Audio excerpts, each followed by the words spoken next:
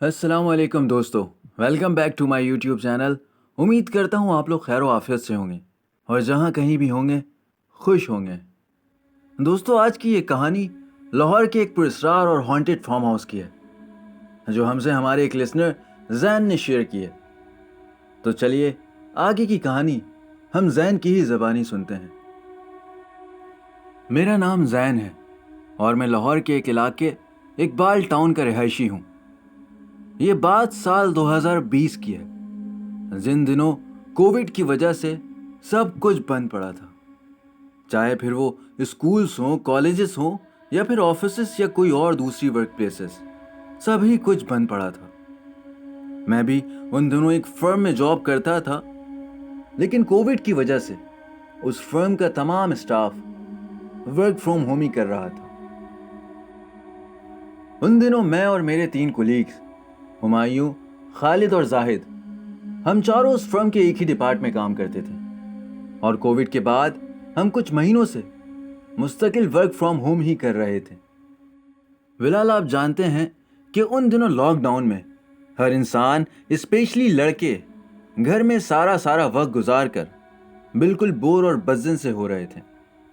तो थोड़ा माहौल और रूटीन को चेंज करने के लिए हम चारों दोस्तों ने सोचा कि क्यों ना हम कोई तफरीह का प्लान बनाएं। इसी बहाने हम सब काफी दिनों के बाद मिल भी लेंगे और थोड़ा माइंड भी फ्रेश हो जाएगा। लेकिन उन दिनों लॉकडाउन के बायस सारे तफरीही मकामात बंद पड़े थे। नहीं हमें कोई फार्म हाउस मिल रहा था और न ही कोई ऐसा तफरीही मकाम जहां हम गेट टुगेदर कर सकें। खैर, कुछ दिनों की सर्चिंग के बाद हमारे दोस्त खालिद के किसी जानने वाले ने उससे किसी हॉन्टेड फार्म हाउस का तज़किरा किया, जो लाहौर के किसी इलाके में वाक़ था। कहते हैं कि उस फार्म हाउस के बारे में एक बात काफ़ी मशहूर थी, और वो ये थी कि अक्सर वहाँ रात के पहर लोगों ने किसी भयानक शक्ल की औरत को आते जाते देखा था। वो औरत अक्सर आधी रात को उस फार्म हाउस के इर्द गिर्द दिखाई दी जाती थी। और सिर्फ यही नहीं, बताते हैं कि रात के पहर उस फार्म हाउस की सड़क से अगर कोई गुजरता तो उसे अलग अलग किस्मों की आवाज़ में चीखें सुनाई देती थीं। और माजी में भी इस फार्म हाउस में कुछ ऐसे पुरस्कार वाक़यात और हादसात सरजद हुए थे कि जिसके पेश नज़र इस फार्म हाउस को पिछले कुछ सालों से बंद कर दिया गया था। खैर, जब खालिद ने हमें इस पुरस्कार और हॉन्टेड फार्म हाउस से मुंसलिक ये सारी बातें बताई तो हमें उसकी बात पर काफ़ी ताजुब हुआ। हमें उस वक्त उसकी ये सारी बातें मनगढ़ंत लग रही थी, लेकिन कहीं ना कहीं हम चारों को इस बात की क्यूरियोसिटी, इस बात की तजस्सुस हो रही थी कि क्या आखिर ऐसा है भी या नहीं। और इसी तजस्सुस और क्यूरियोसिटी के पेश नज़र हम चारों दोस्तों ने यह तय किया कि किसी न किसी तरह हम एक बार इस पुरस्कार फार्म हाउस में एक रात गुजार कर तो देखें कि आखिर क्या सच में ऐसा कुछ होता भी है या ये महज लोगों की कही सुनी बातें और उनका वहम है। बताते हैं कि किसी न किसी तरह हमने उस पुरस्कार फार्म हाउस को ढूंढ निकाला और उसके केयर टेकर का पता लगा के उससे कांटेक्ट किया और उससे उस फार्म हाउस में एक रात गुजारने की ख्वाहिश का इजहार किया, जिस पे शुरू में तो उसने हमें वो फार्म हाउस देने से साफ इनकार कर दिया। पहली वजह तो उसने लॉकडाउन की दी, और जब हमने उसे कहा कि हमें बस रात कुछ घंटे ही गुजारने हैं, हम सुबह होते ही वहां से खामोशी से निकल जाएंगे, लेकिन हमारी इस तजवीज़ के बाद उसने बताया कि मैं किसी राजदाराना बात के तहत आपको यहाँ रात में रुकने का मशवरा नहीं दूंगा। उसने मजीद बताया कि मैं भी महीने में एक आध बार ही दिन के टाइम इस फार्म हाउस का राउंड लगाता हूँ और चंद मिनटों में ही वहां से वापस अपने घर चला जाया करता हूँ। लेकिन हमारे बेहद इसरार पर और अच्छे पैसे ऑफर करने पे वो सिर्फ और सिर्फ इस शर्त पर मान गया कि फार्म हाउस में नाइट स्टे करने की बात सिर्फ और सिर्फ हमारे ही दरमियान रहेगी, जिस पे हमने उसे इस बात की यकीन दहानी करवाई और कहा कि ये बात सिर्फ आप और हमारे ही बीच रहेगी। अगले दिन रात के तकरीबन 9 बजे हम चारों दोस्त मेरे घर से उस फार्म हाउस के लिए रवाना हो गए। बताते हैं कि वो फार्म हाउस उनके घर से तकरीबन 1 घंटे की मुसाफत पे वाक़ था। रात का सफ़र तो था ही, लेकिन लॉकडाउन की वजह से रोड और सड़कें इंतहाई सुनसान और सन्नाटे में डूबी दिखाई दे रही थी, और इसी वजह से ہم اس روڈ پر کافی محتاط ہو کر ہی چل رہے تھے۔ کچھ دیر کے بعد ہم اس سڑک پر پہنچے جو اس فارم ہاؤس کو جا رہی تھی۔ تب رات کے کچھ 10 بج رہے تھے۔ اس وقت اس سڑک کو دیکھ کر ہمیں واقعی خوف سا لگ رہا تھا۔ وہ سڑک کافی پتلی تھی، اس کے دونوں سائڈز پہ گھنی جنگلی جھاڑیاں تھیں۔ بہرحال ہم چند منٹوں کی مزید مسافت کے بعد اس فارم ہاؤس پہ بالآخر پہنچ ہی گئے، اور وہاں پہنچ کر ہم نے اس کیئر ٹیکر سے رابطہ کیا۔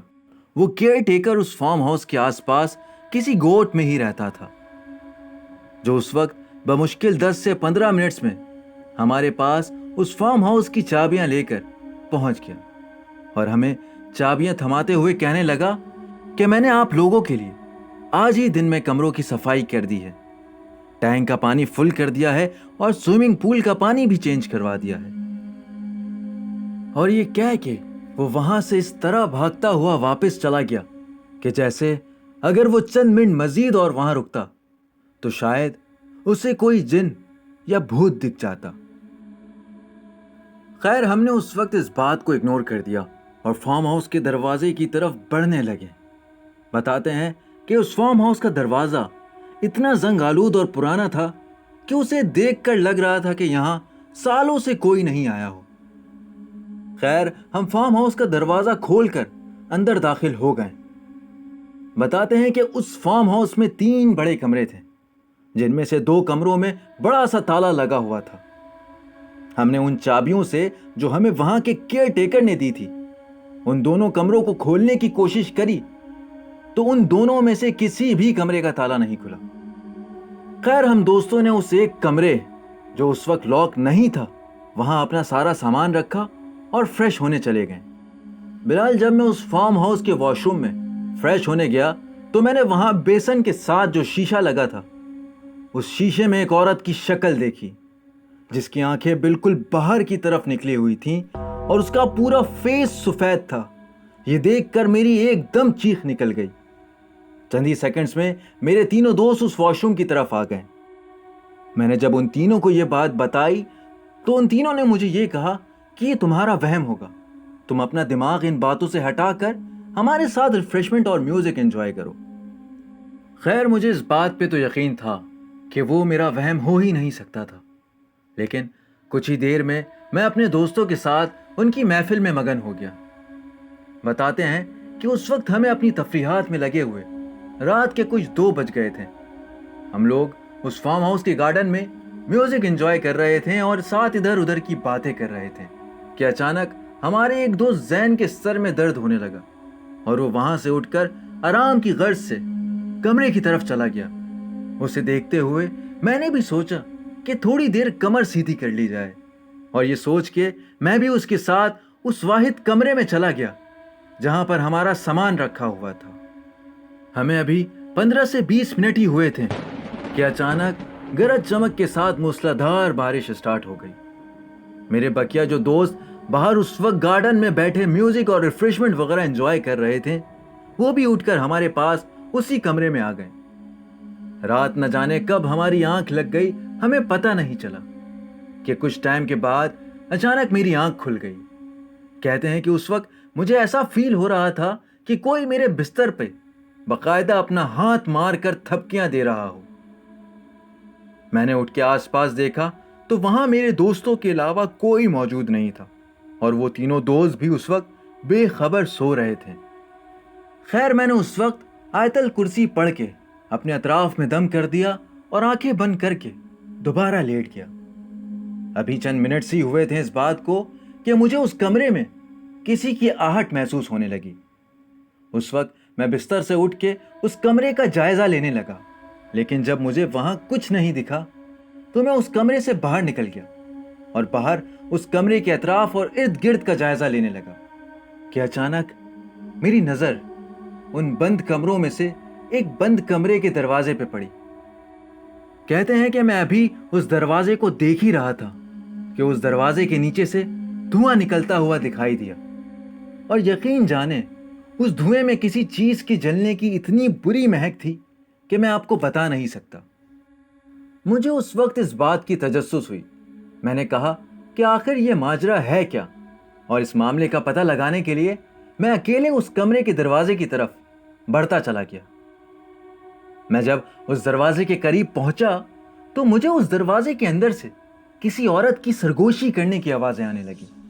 مجھے بڑی ہی حیرانی ہوئی کہ آخر یہ کمرہ جو کہ اس وقت باہر سے لاک تھا، اس کے اندر کوئی کیسے آ سکتا ہے۔ خیر، میں نے اس وقت ہمت کر کے اس کمرے کے گیٹ کو ناک کیا اور آواز دیتے ہوئے کہا کہ اندر کون ہے؟ بلال، یہ وہ پوائنٹ تھا کہ اس کے بعد وہ جو بھی مخلوق تھی، اس نے مجھ سمیت میرے باقی تینوں دوستوں کے ساتھ جو کیا وہ ہم آج تک نہیں بھول سکتے۔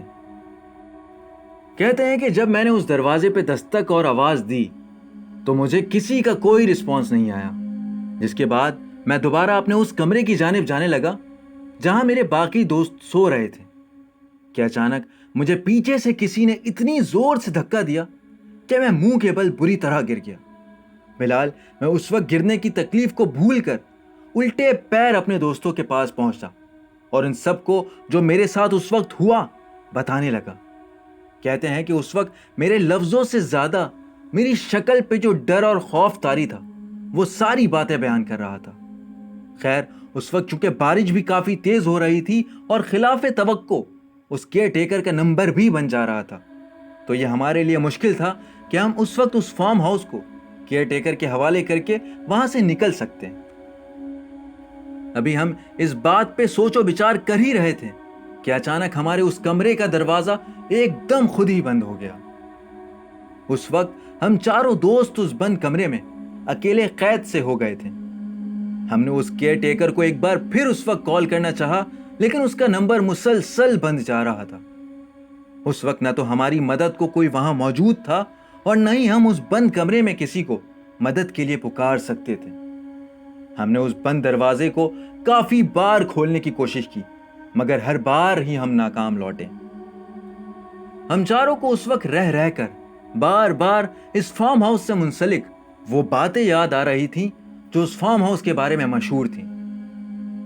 ہم نہ چاہتے ہوئے بھی اس وحشت زدہ فارم ہاؤس کے خوف کا شکار بنتے جا رہے تھے۔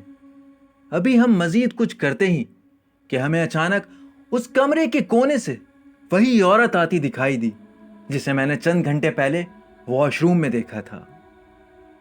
بلال، آپ یقین کریں، جب ہمیں اس کمرے میں وہ عورت دکھائی دی تو اس وقت ہم چاروں کی آنکھیں پھٹی رہ گئی تھیں۔ ہماری باڈیز اس طرح کانپ رہی تھیں کہ میں آپ کو لفظوں میں بتا ہی نہیں سکتا۔ اس عورت کے اچانک اس کمرے میں آتے ہی ایک عجیب سی بدبو اس پورے کمرے میں پھیل سی گئی تھی اور اس کمرے کا ٹیمپریچر اتنا زیادہ بڑھ گیا تھا کہ ایسا لگ رہا تھا کہ ہم شدید گرمی میں سخت دھوپ کے نیچے کھڑے ہوں۔ خیر، اس وقت خالد نے ہمت کر کے اس عورت سے پوچھا کہ تم کون ہو اور کیا چاہتی ہو، جس پہ وہ زور زور سے ہنسنے لگی۔ بتاتے ہیں کہ جب وہ ہنس رہی تھی تو اس کی آواز میں اتنی شدت تھی کہ معلوم ہو رہا تھا کہ ہمارے کان کے پردے بس ابھی پھٹ ہی جائیں گے۔ اس وقت وہ جو عورت، آپ اسے چڑیل کہہ لیں، روح کہہ لیں یا کوئی سی بھی مخلوق، وہ ہمارے بالکل سامنے کھڑی تھی اور ہم بے بس اور بے یارو مددگار اس کمرے میں بند پڑے تھے۔ ہم ابھی کچھ کہتے یا کرتے ہی کہ وہ عورت خالد کے پاس چلتے ہوئے آئی اور اس کی طرف دیکھ کر اچانک غصے سے گھرانے لگی اور کہنے لگی کہ تجھے یہاں نہیں آنا چاہیے تھا، تو نے یہاں آ کر بہت بڑی غلطی کر دی۔ یقین جانے وہ شکلاً اور جسامت سے تو ایک عورت لگ رہی تھی، لیکن اس کی آواز کسی مرد کی طرح بھاری اور پھٹی ہوئی سی تھی۔ ہم چاروں کو اس وقت یہ یقین ہو چکا تھا کہ آج کی یہ رات ہماری زندگی کی آخری رات ہے، لیکن شاید قدرت کو کچھ اور ہی منظور تھا۔ اس وقت دور کہیں کھڑکی سے فجر کی اذان کی آواز آنے لگی اور جیسی ہی اذان کی آواز اس کمرے میں داخل ہوئی، وہ عورت یکدم اس کمرے سے اپنے وجود اور اس گندی بدبو کے ساتھ غائب ہو گئی۔ آپ یقین کریں، اس وقت وہ دروازہ جو ہم سے ہزاروں کوششوں کے باوجود نہیں کھل رہا تھا، اس وقت پہلی بار میں ہی کھل گیا۔ ہم نے فوراً اس کمرے سے اپنا سامان سمیٹا اور اپنی گاڑی میں بیٹھ کر وہاں سے فوراً اپنے گھر کی طرف نکلتے بھاگے۔ کہتے ہیں کہ اس رات ہمیں اس بات کا یقین ہو چکا تھا کہ واقعی جو باتیں اس پراسرار اور ہانٹڈ فارم ہاؤس کو لے کر مشہور تھیں وہ محض باتیں یا فہم نہیں، ایک سچی حقیقت تھی۔ اس واقعے کے بعد میں نے کبھی بھی رات کو ایسی سناٹے والی جگہوں کا رخ نہیں کیا اور ایسی جگہوں سے گزرنا تک خود کے لیے ممنوع قرار دے دیا۔ So that was a really fascinating story جو ہمیں لاہور سے زین نے بھیجی تھی۔ اگر آپ میں سے کوئی بھی لاہور کے اس پراسرار فارم ہاؤس کے بارے میں کچھ جانکاری رکھتا ہے تو ہمیں کمنٹ سیکشن میں لازمی بتائیں، اور آپ کو اگر ہماری ویڈیو پسند آئی ہو تو ہماری ویڈیو کو لائک کیجیے گا اور ہمارے چینل کو سبسکرائب کرنا نہ بھولیے گا۔ میں ایک بار پھر ایسی ہی انٹرسٹنگ اسٹوری کے ساتھ آپ سے پھر ملوں گا۔ تب تک کے لیے اپنا خیال رکھیے گا۔ اللہ حافظ۔